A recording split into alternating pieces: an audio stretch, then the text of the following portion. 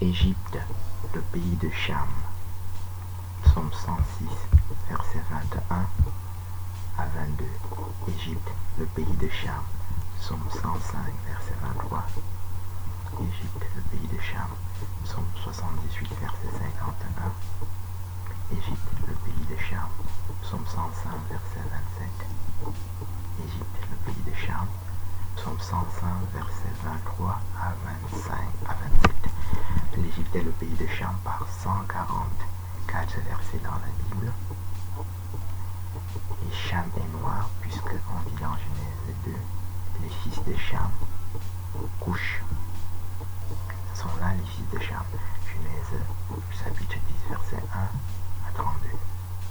Et Couche est noir, clairement dans Jérémie chapitre 13, verset 23. On dit Couchite éthiopien. Selon les translations, les versions des Bibles qu'on prend, on dit Couchite éthiopien, mort avec M-O-R-E, mort avec M-A-U-R-E, selon les versions des Bibles qu'on prend. On trouve aussi nègre, noir, couche avec K, couche avec K-U-S-C-H, K-U-K-O-U-S-C-H, etc. Donc, Couchite veut dire noir dans Jérémie chapitre 13, verset 23, dans toutes les versions de Bible que vous prendrez. Et l'Égypte est dans le pays de Cham.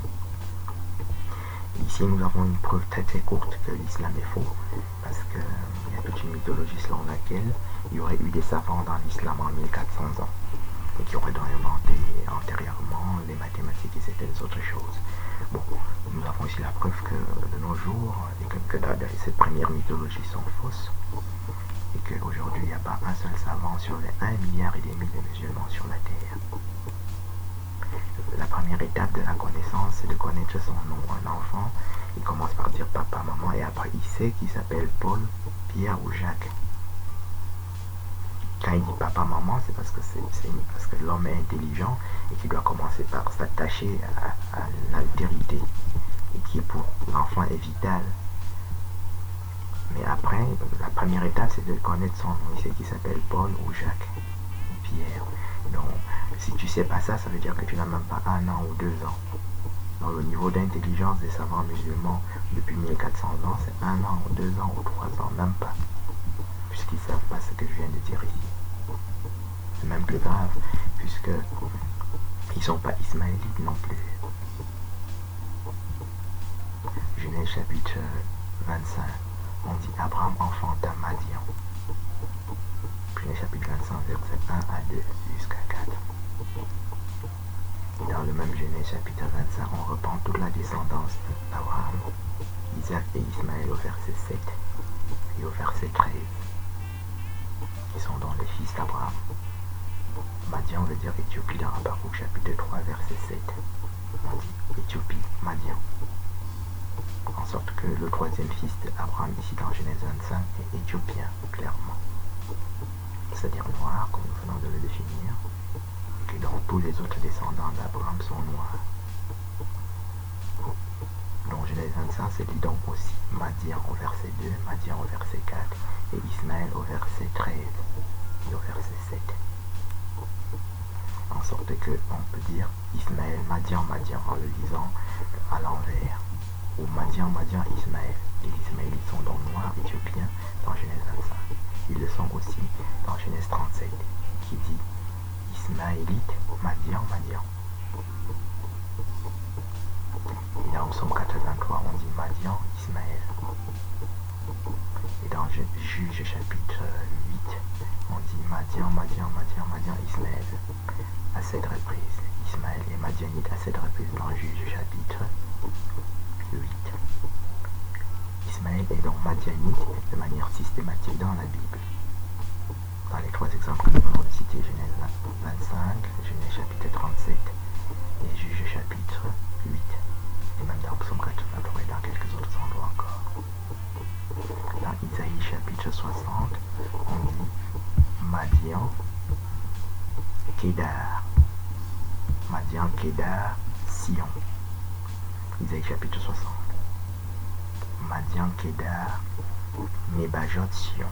Et Nebajot, c'est le premier fils d'Ismaël dans le même Genèse chapitre 25 au verset 13. Donc on dit les fils d'Ismaël, Nebajot, Kedar.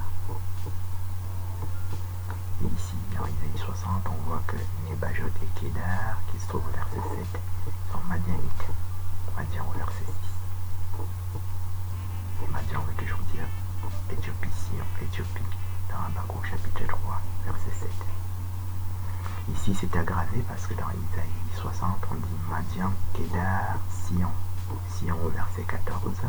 Et Sion veut dire Éthiopie dans Sophonie chapitre 3, verset 10 à 16. On dit Éthiopie, Sion, Sion. Éthiopie au verset 10. Sion au verset 14. Et Sion au verset 16. Avec point d'exclamation. On dit encore Éthiopie, Sion dans Isaïe chapitre 18, verset 1 à 7. Avec point d'exclamation. Donc, Kedar, qui est le deuxième fils d'Ismaël, au verset 13 de Genèse 25, et Nebajot, qui est son premier fils, sont donc madianites, c'est-à-dire éthiopiens, Habakkuk chapitre 3, verset 7, et encore éthiopiens en tant que Sion dans le même Isaïe 60. Le même Isaïe 60 dit nom de l'Éternel. Madian veut dire, et Sion veut dire nom de l'Éternel au verset 9. Et Éthiopie est le nom de l'Éternel dans Isaïe 18 et dans Sophonie 3 que nous venons de citer. On dit Éthiopie, le nom de l'Éternel. Sophonie, le nom. Éthiopie, le nom de l'Éternel répété dans Sophonie, dans Isaïe 18. Donc, les Ismaélites de la Bible sont donc madianites par 144 versets. Kedar, le deuxième fils d'Ismaël, est noir à 2 reprises dans Cantique des Cantiques, chapitre 1, verset 5 à 6. On dit noir comme Kedar, peau noire. Au verset 5 et 6. Les Ismaélites de la Bible sont noirs aussi pour cette raison-là. Et nous confirmons la conclusion que nous avions déjà prise en introduction. Il n'y a pas un seul savant dans l'islam depuis 1400 ans, et certainement pas aujourd'hui, parce qu'ils n'ont pas les connaissances matérielles. Si quelqu'un se trompe dans la matière, il est certainement dans l'erreur aussi en ce qui concerne l'esprit. Quelqu'un qui se trompe sur son nom a un âge mental de 2 ou 3 ans. Même pas, un enfant de 3 ans connaît son nom.